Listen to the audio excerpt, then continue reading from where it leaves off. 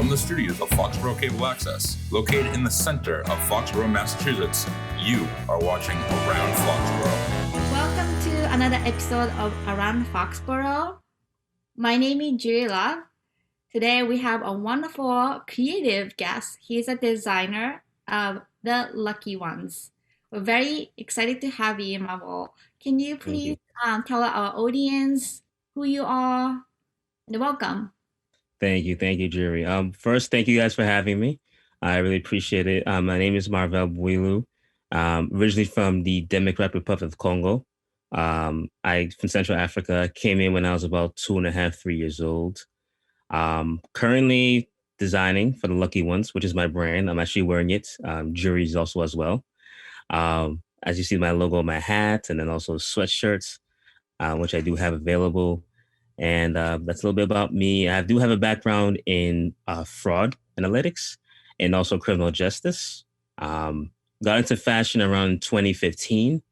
Little story behind it is I got tired of buying clothing that was pretty expensive at the time and then with basically terrible material. So I decided to create my own line, which would basically have a clothing line that'll basically be good quality. It'll be definitely stand out and have a message behind it, but also be affordable. So in that way, not just high end, anyone can basically afford it.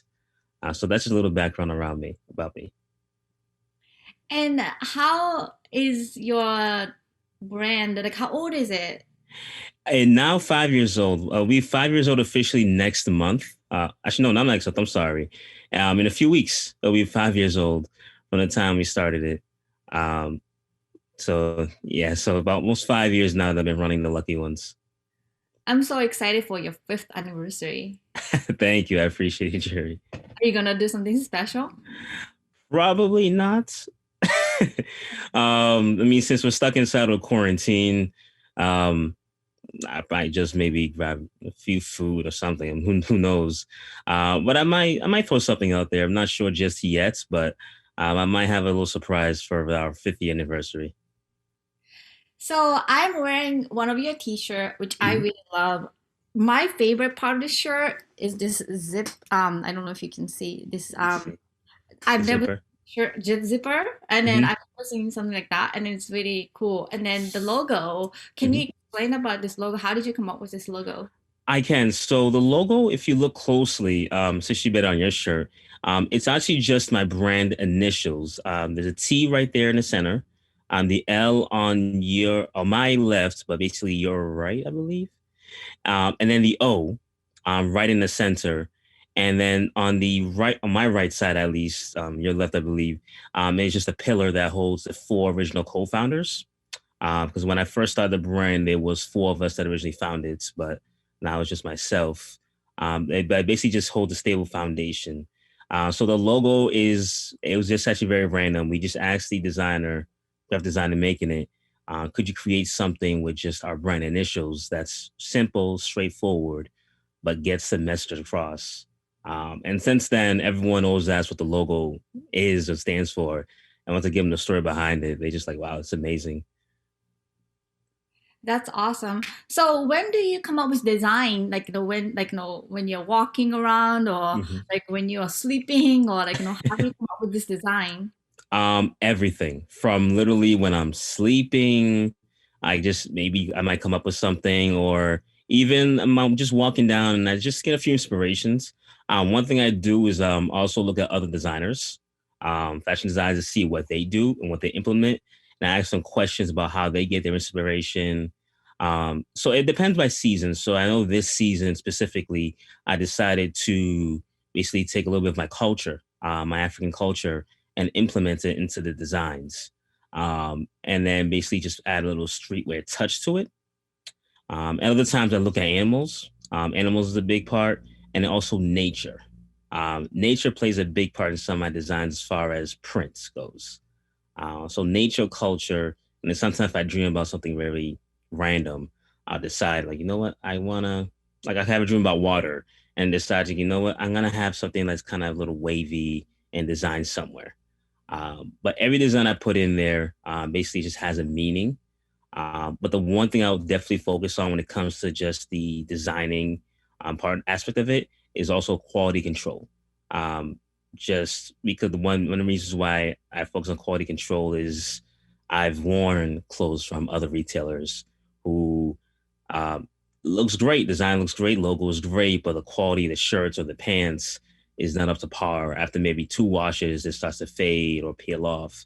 Part of the design is also make sure the design itself is on the shirt and remains on the shirt for a very long time.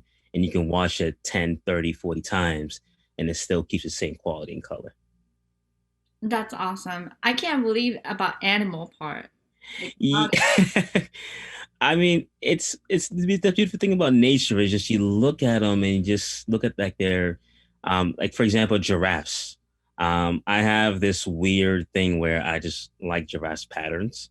And then it's just okay. So how can I create a pattern or something similar to what a giraffe is, but not exactly just like it, but just kind of follow the pattern sequence. Even with tigers, different things I just come to mind. Um, like I said, well, not everything gets put out. Other stuff is still in the archive, so I still work on. So some animal prints I get inspired from are still being worked on, but they might come up in the next collection. You never know. and then before the pandemic, obviously you are doing some fashion shows and stuff too, right? Yes, correct. What kind of fashion shows have you participated in where? They vary. I love college fashion shows. I've done shows at Regis College, Wentworth Institute of Technology in Boston. I've done that twice. Also done Rhode Island College once, and I've also done, if I can remember the name of the school, it was Westfield State University. I've also done it there, and I've also done New York Fashion Week in 2019. I did it for Society, Powered by Society in 2019 of fall, prior to the pandemic. So I managed to get in there right before it. That was my biggest show. I have done a fashion show in Atlanta, the Walk Fashion Show, and that was in 2017. And that was pre-pandemic when the world was somewhat normal. That's when I did a lot of those things in fashion shows. Wow, that is so cool. So what is your favorite thing about being a designer and maybe like seeing people like myself like wear Mhm. a design? Like what do you how do you feel? Like what's your favorite part? My favorite part is just the audience reaction. I'd say audience and just clientele reaction when they first see it. And then the questions. I don't mind answering questions. Like you asked today, like, what does the logo mean? I get that question at least 1,000 times. Anytime at an event, I can count like 20 times, like, what does the logo mean? Or what that's pretty cool logo.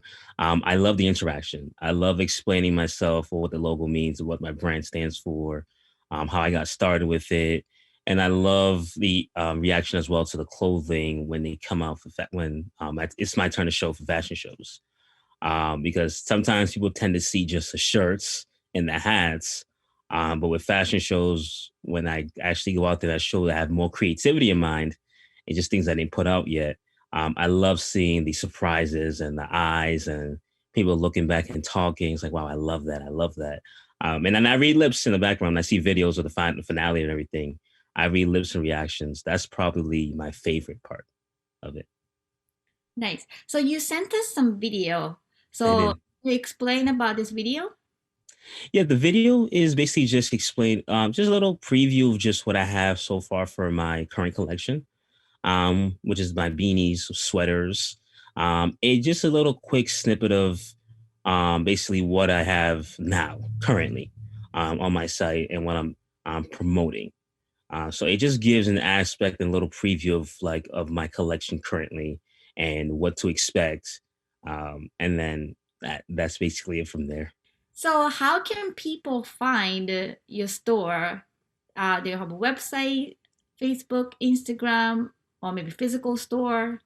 Yes, so I have a few different outlets. So you can definitely find my website, which is www.theluckyones.com. It's actually Lucky Ones with a Z, so it's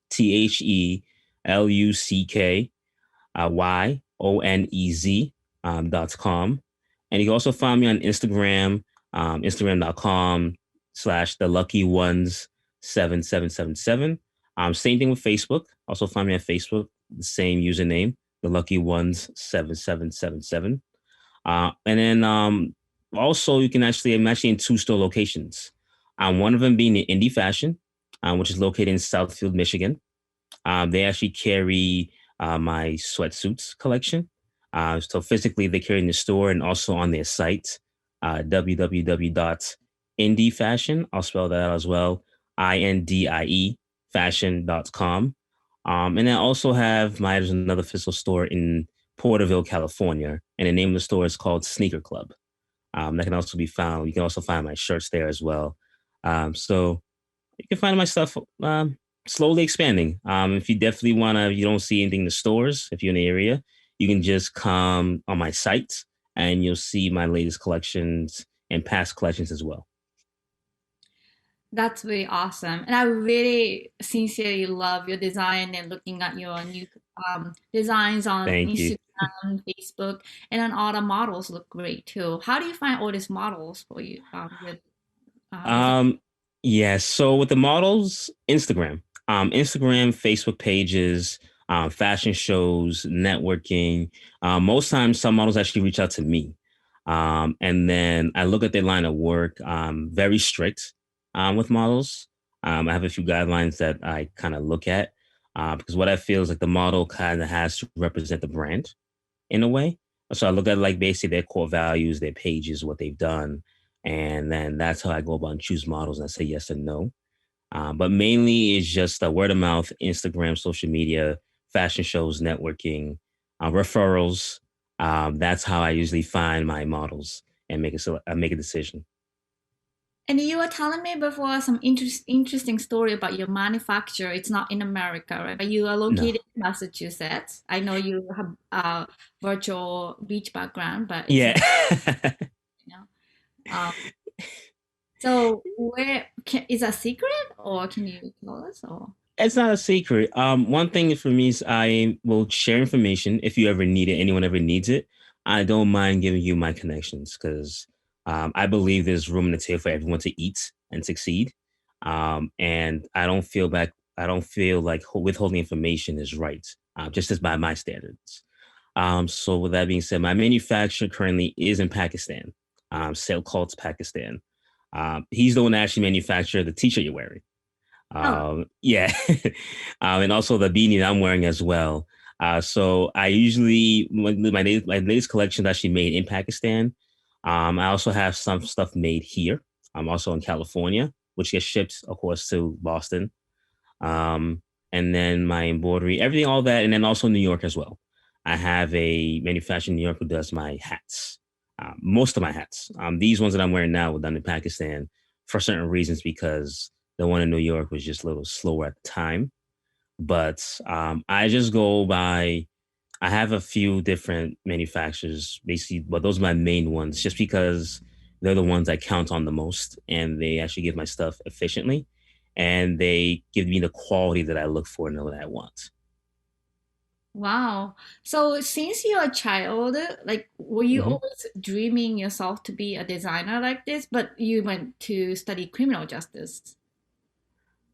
Yes, exactly. So I've always wanted to start a business, but I never knew what.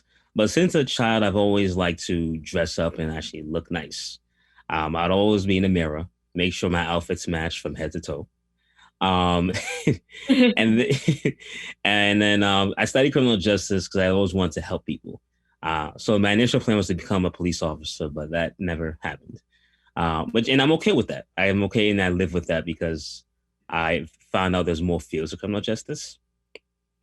So I like the fraud space a lot more, just preventing people from getting scammed and all that stuff. Because one thing I don't like is other people taking advantage of good people for anything.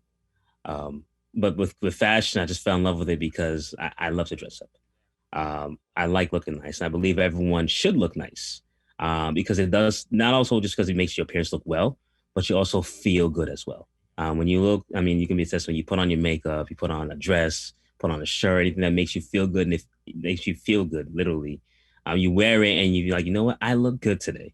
It's like, shoot, I'm gonna go out and go for a walk. So that's what kind of led me. So basically, how I feel about clothing, I want to kind of just share that with the world as well. To let everyone know, so, you can look good in clothing that's affordable and still, have that confidence to walk out and no one can tell you anything. That's awesome. So, how are your friends or family being supportive of you? Like, are they like encouraging you for this path or what's going on? Super supportive. My parents at first, they did support me, but they wanted to make sure I finished school first, which I did. Once I did that, I got them off my back. African parents, their main thing is, oh, this is nice, but finish school. So once I did that, they were off my back about school. But they're very supportive. Friends, super supportive. They actually, my first fan base is actually my friends. They actually bought, and they pay full price. Not everyone asks for a discount. They pay full price. My parents are super supportive. Fun fact is my dad held out on me actually with manufacturers at first. So he actually had some manufacturers back home. So my earlier collections, some of them actually made back in my country of Congo, DRC. And he kind of told me a little late. It's like, wow, you knew this and making clothes, you didn't tell me. And then he tells me, well, you never asked. So I'm like, okay, that's fair. But super supportive. They love it as well. They actually wear it. That's awesome. And then are you selling in Congo too? Not yet. There's a few hoops to sell in Congo. Um, it, it comes to just people, greed, and a bunch of other stuff. There's a lot that goes into it. But to sell in Congo would be different. I do have aspirations to end up being there and selling, but that's just something I have in mind for the future. At the current moment, I'm just focused on where I'm based, of course, the United States. So I'm just taking baby steps. Nice. And do you have any community aspects of you mentioned about helping people through your design? Yes. What do you mean by that? Community Like aspects. say maybe tying up with a nonprofit or giving back to the community through your design or brand. Like, do you have any vision or do you have any plan or Yes, I do. So right now, I'm currently working. I'm still brainstorming it with a few people. I do plan on starting my own foundation, and I'm going to focus essentially on just kids, young adults, and anyone basically trying to get into schooling or learning a skill.